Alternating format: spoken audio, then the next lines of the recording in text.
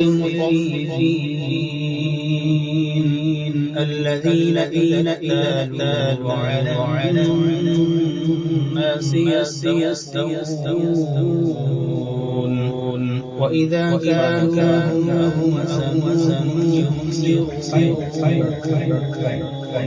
ألا يظن أولئك أنهم مبعوثون ليوم عظيم يوم يقوم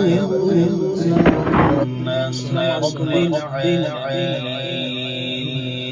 كلا إن كتاب الفجار لسجين وما أدراك ما سجين